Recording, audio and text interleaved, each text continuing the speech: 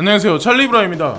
오랜만에 방송을 녹음을 하는데 이번 영상에서는 뭐 전반적인 뭐 암호자산이 됐든 뭐 정치가 됐든 경제가 됐든, 그리고 제 개인적으로 시장을 지금 바라볼 때 제가 어떤 관점으로 바라보냐, 그래서 뉴스하고 여러 가지 것들을 이제 대입을 해가지고 이제 같이 말씀을 한번 드려보려고 하는데, 일단은 첫 번째로 제가 트위터를 보다가 한 가지 사진을 발견했는데, 이게 제네바 공항이거든요. 스위스 제네바. 근데 여기 전광판에 보면은 암호자산에 관해서 지금 그 시세표가 나와 있어요. 그래서 여기 등장해 있는 게 비트코인이 있고 이더리움 있고 리플이 있고 라이트코인이 있어요. 그래서 이 시세가 여기 등장해서, 그것도 국제적으로 인지도가 있는 어떤 그 공항에, 스위스 제네바에 이 전광판에 이런 시세가 등장한다는 거를 우리가 어떻게 생각해야 하냐.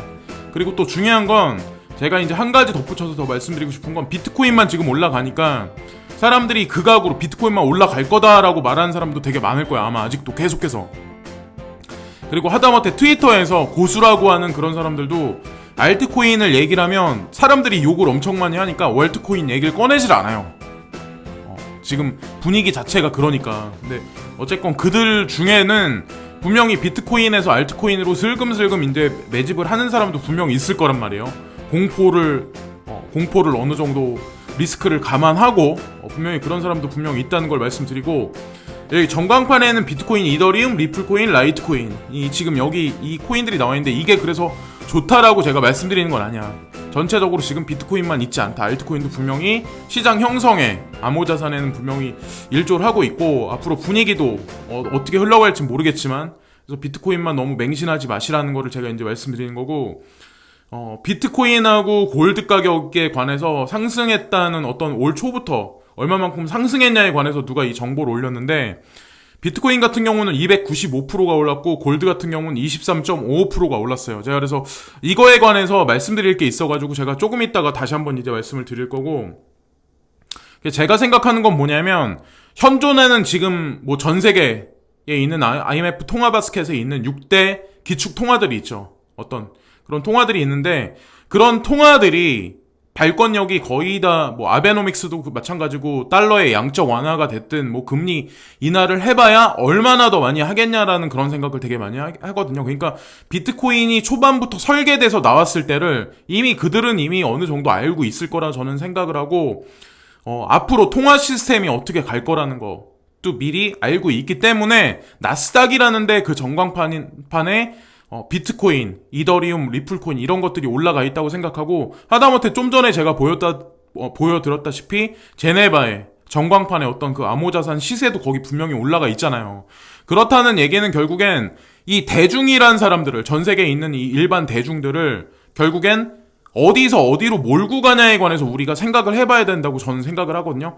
금이 올라간 그 퍼센테이지하고 비트코인이 300% 정도 오른 거랑 그거를 이제 비교해서 이제 우리가 봐야 되고, 자, 여기서 제가 이제 한 가지 덧붙여서 말씀드리고 싶은 게 있는데, USDC가 있고 USDT가 있어요. 진짜 대표적인 스테이블 코인이야. 그리고 비트바이넥스하고 연관관계가 엄청나게 깊은데요. 근데 폴로니엑스라는 거래소가 아마 예전에도 제가 말씀드렸다시피 우리 암호화폐 시장에 조금 일찍 들어왔던 사람들은 바이낸스가 있기 전에는 원래는 전 세계 최강의 거래소가 원래는 폴로니엑스예요. 그리고 폴로니엑스는 골드만삭스를 뒤에 업고 있는 어떤 그런 거래소야. 근데 제가 말씀드리고 싶은 건, 이제 지금 폴로니엑스가 USDC하고 USDT 페어를 해서 마진 거래를 추가를 시킨대요. 그러니까 기존에는 마진 거래를 할 때 보통 보면은 비트코인 을 기준으로 해서 이 마진을 넣거든요. 지금 보면 USDC하고 USDT를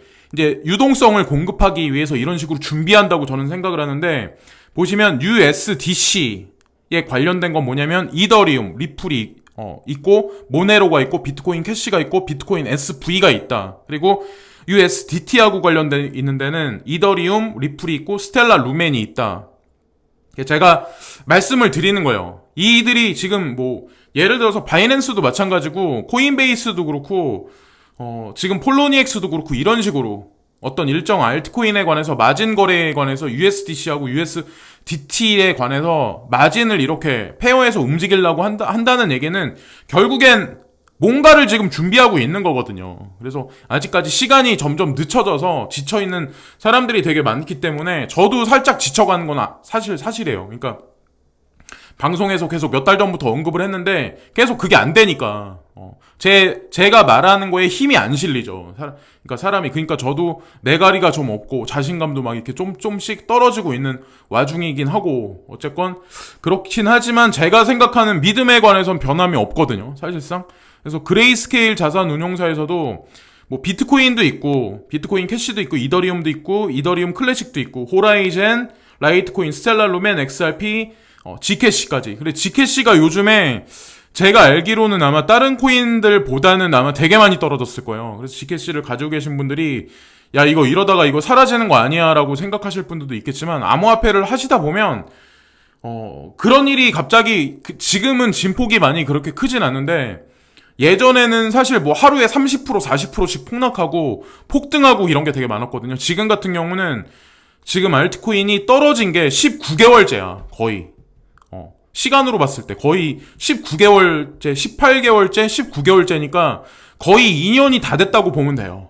근데 제가 항상 강조해서 말씀드리지만 영원히 오르는 거 없고 영원히 떨어지는 거 없다. 비트코인도 초반에 올 초에 360인가 380만 원까지 아마 떨어진 걸로 제가 기억하거든요. 그때는 진짜 죽기 일보 직전까지라고요. 마음이 저 같은 경우도 와 이거 진짜 이러다가 진짜 이 시장 망하는 거 아니야? 이런 생각까지 했었거든요. 근데 결국 꾸역꾸역해서 올라와 있잖아요. 지금 현재 상태가. 그래서 지금 제가 이제 말씀드리고 싶은 건 그레이스케일 자산 운용사라는 데도 분명히 이거를 그냥 보여주려고 하는 것도 아니고 여기 나와 있는 코인에 관해서 트러스트 상품을 여기 판매하는 것도 사실이거든요. 그래서 보면은 이더리움 클래식하고 비트코인 캐시는 9월 달에 대규모 행사를 또 앞에 두고 있어요. 그래서 그때 무슨 일이 있을지 그건 모르겠지만 어쨌건 지켜보긴 해야 된다는 걸 말씀드리고 이거는 알트코인 도미넌스에 관한 차트를 누가 그렸는데 지금 보시면 트렌드 라인이 이렇게 있죠. 빨간색으로 대각선으로 있는데 지금 현재 상황 그러니까 오늘자 현재 상황이 딱 정확히 비트코인 도미넌스가 70%고 알트코인 도미넌스가 딱 30이야. 네. 그래서 뭐 이거를 바닥이다라고 딱 이렇게 딱 강하게는 말씀 못 드리지만 제가 보는 기준에 제가 보는 어떤 그런 생각에서는 비트코인만 여기서 계속해서 올라간다라고 말하는 사람도 분명히 있지만 저는 분명히 어느 정도 여력은 주지 않을까. 그렇다고 뭐 알트코인이 갑자기 급등한다 이런 걸 말씀드리는 게 아니야. 네. 그래서 지금 보면 이 트렌드 라인은 아직까지 깨지지 않았었다는 거를 이제 말씀을 같이 한번 드리는 거고 이건 비트코인 차트거든요.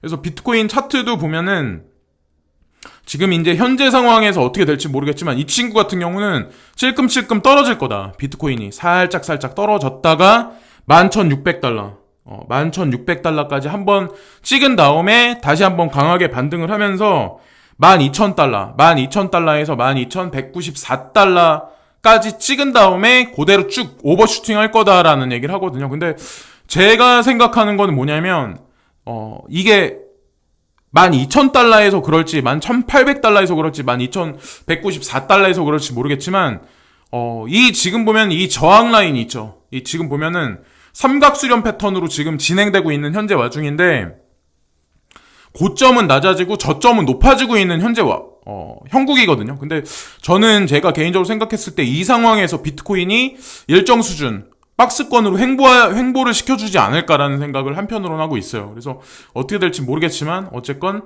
뭐 강하게 상승을 만약에 돌파한다면 알트코인이 상당히 위험해지죠. 차트가 완전히 다 깨져버릴 거예요. 근데 그런 상황까지는 만들지 않지 않을까라고 생각하는 게 제 개인적인 생각이고 자, 골드 가격하고 실버 가격 1,498달러, 실버 가격이 17달러 16센트. 그래도 꾸역꾸역 올라서 많이 올라왔어요. 근데 이제 제가 말씀드리고 싶은 게 있는데 그리고 어쨌건 다우존스, 나스닥, S&P 500 지수, US 달러 인덱스 지금 보시면 그나마 막 이렇게 계속 까지다가 살짝이라도 지금 반등이 살짝 있어요. 그래서 어느 정도 그래도 지지 기반이 어느 정도 되지 않았나라는 생각을 하거든요. 다우존스도 까진다고 해도 마이너스 0.09%. 그래서 그 진폭이 살짝 이제 작아지고 있는 현재 형국인데 자, 금하고 은투자에 관해서 저도 예전에 했었기 때문에 제가 말씀드리고 싶어서 계속해서 말씀드렸는데 이 세금을 모르는 사람이 많아. 금에 관해서.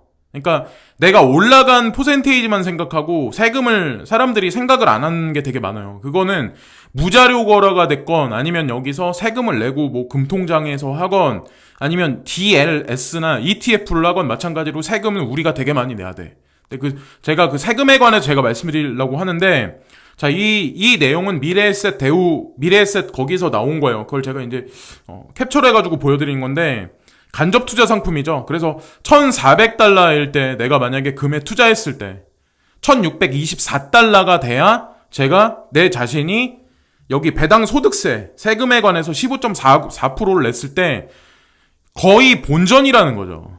이제 제가 여러분들한테 말씀드리고 싶은, 그래서 지금 보면은 1,624달러까지 갈지 안 갈지 몰라. 제가 이제 개인적으로 생각한, 어쨌건 근데 가봐야 내가 세금 계산하고는 본전이라는 거죠. 사람들이 그거는 간과한다는 거죠. 자, 근데 보면은 직접 현물 투자하는 것도 있어. 근데 이거를 내가 예를 들어서 지금 가격이죠. 1,500달러에 만약에 매입을 했어. 그러면 1,740달러가 돼야 결국엔 본전이란 얘기예요. 내가 원화로 만약에 이걸 환전했을 땐. 그러니까 세금이 퍼센테이지가 생각보다 되게 높아요. 간접 투자 상품 할 때는 배당 소득세, 그러니까 지금 보면 세금이 15.4고 골드뱅킹 했을 때도 마찬가지로 16%야.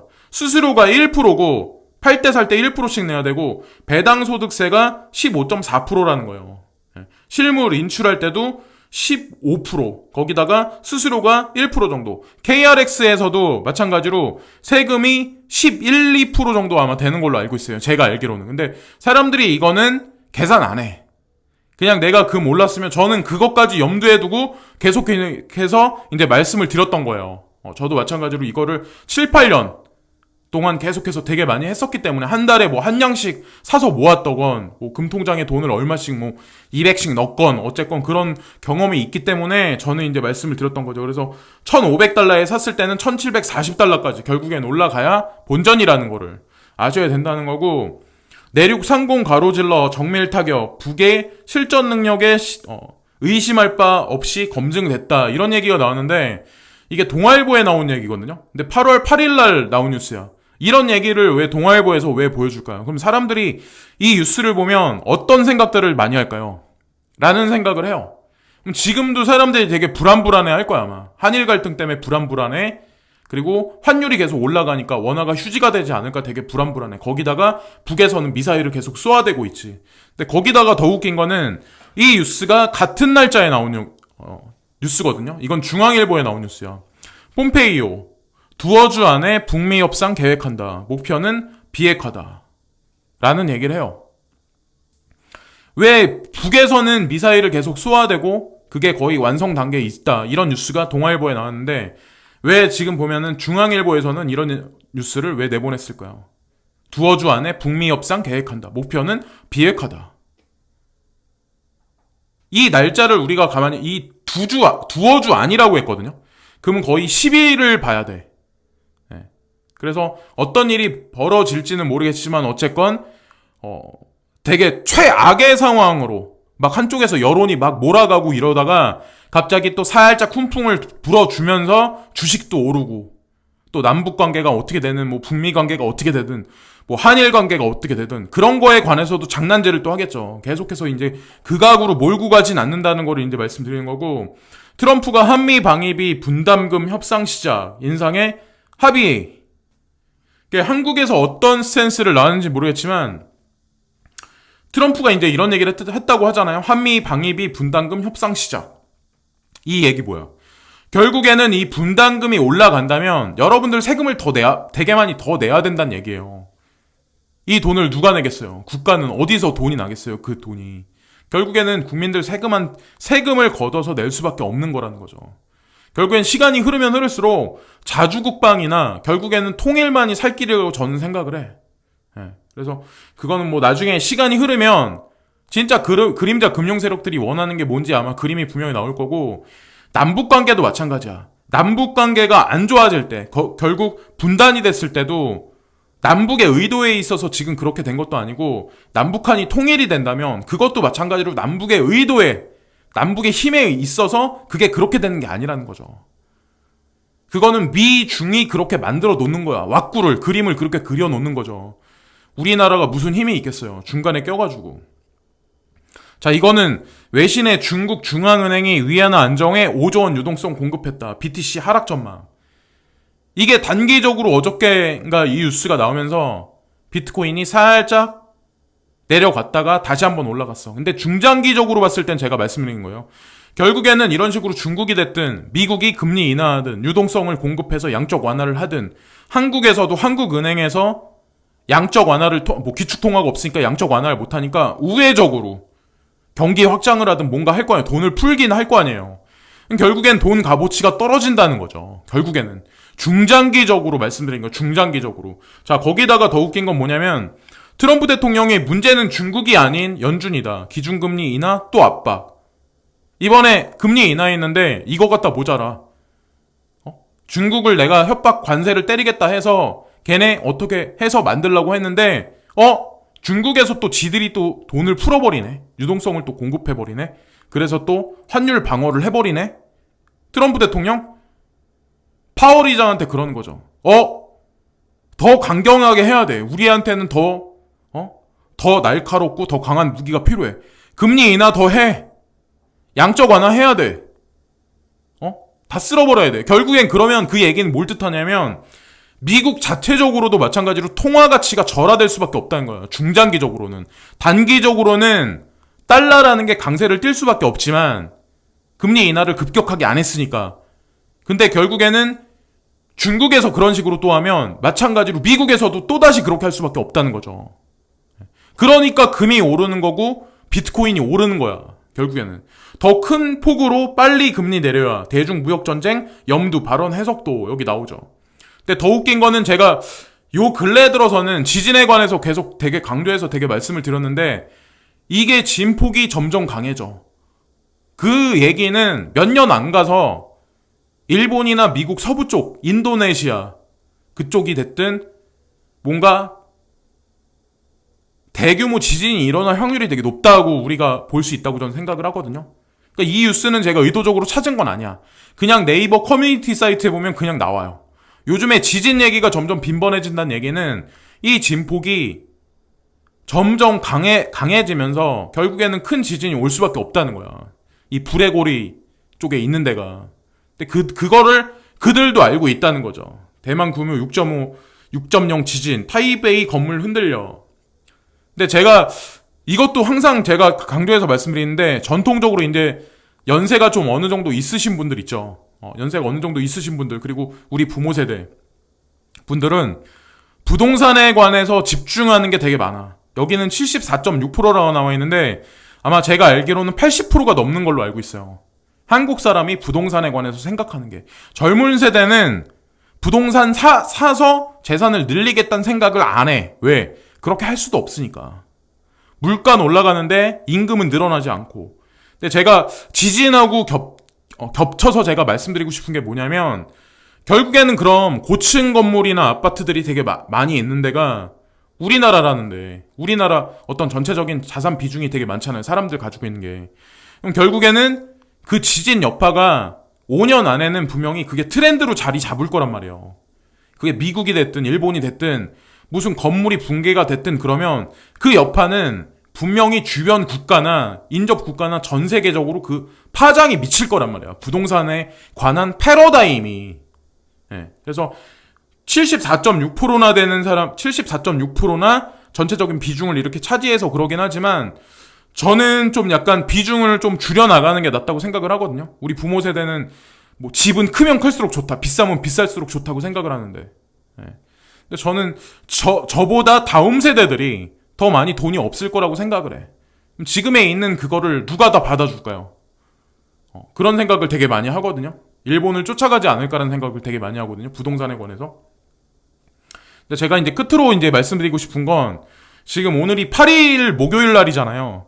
그래서 뭐 당장 비트코인만 올라간다라고는 저는 생각 안 해. 왜? 알트코인이 현재 너무나도 많이 피를 흘리고 너무나도 바닥에 엎드려 있어. 비트코인이 지금 광폭 행보를 위로 아래로 계속해서 막 스테이블하게 있질 않으니까 박스권이 분명히 나와줘야 알트코인이 올라줄 수밖에 없는데 그런 와중에 분명히 와야 된다는 거죠. 근데 제가 봤을 때는 오지 않을까라는 생각을 되게 많이 해요. 그래서 보면 이게 언제까지일지 모르겠지만 비트코인이 진짜 강하게 다음 주기가 올라가는 게 제가 이제 개인적으로 보는 건 언제냐면 10월달 말이거든요. 그러니까 저는 뉴스를 보고 해. 차트를 잘 못하니까. 근데 10월 말에 왜 그러냐면 브렉시트가 아마 되게 많은 어떤 부정적인 여파를 전 세계 경제에 그 파급 효과가 엄청나게 커질 확률이 되게 높아. 거기다가 미중 무역 갈등이 다시 한번 재차 불거질 갈등이 그 요소가 되게 크고, 금리 인하에 관해서 명분을 실어주려면 결국에는 유로에 관해서 뭐 아니면 파운드에 관해서 브렉시트하고 덧붙여가지고 그런 어떤 전체적인 통화에 무슨 문제가 불거져가지고 10월달 말부터 11월까지, 특히나 이제 11월달 파란색으로 제가 여기다가 네모칸을 쳐놨는데 11월달은 진짜로 많이 비트코인이 오르는 때예요. 11월달은. 그러니까 우리한테 주어진 시간이 언제서부터 하냐면 8월 중순부터 10월달 중하순까지야. 알트한테 주어진 시간이, 제가 이제 개인적으로 생각하는 구간이에요. 이거는 뭐 중간에 어떤 일이 생길지 누가 알겠어요. 네, 갑자기. 근데 어쨌건 11월 달에 역대 이래로 역대 8년이나 9년 동안 11월 달에는 비트코인이 올라갔던 게 75%나 돼. 그러니까 11월 달에 꺼졌다는 얘기는 거의 없었다는 얘기예요. 여태까지. 역대 이래로 봤을 때, 히스토리로 봤을 때. 그래서 어쨌건 그런 식으로 흘러가면 좋지 않을까. 개인적인 어떤 희망회로이긴 하지만 거의 뭐 알트코인이 거의 너무 바닥에서 너무 피를 흘리고 있기 때문에 좀 어느 정도 숨통을 트여주지 않을까라고 생각을 합니다. 그래서 지켜보긴 해야죠. 제가 뭐라고 딱 말을 하겠어요. 그래서 이런저런 말씀을 드렸는데 또 다른 영상에서 또 뉴스거리가 괜찮은 게 있으면 또 찾아뵙겠습니다. 모든 분들이 진짜 행복한 어떤 그런 장세가 빨리 왔으면 좋겠습니다. 지금까지 찰리 브라운이었고, 언제나 항상 지지해주시는 모든 분들께 진심으로 감사를 드립니다. 네, 감사합니다.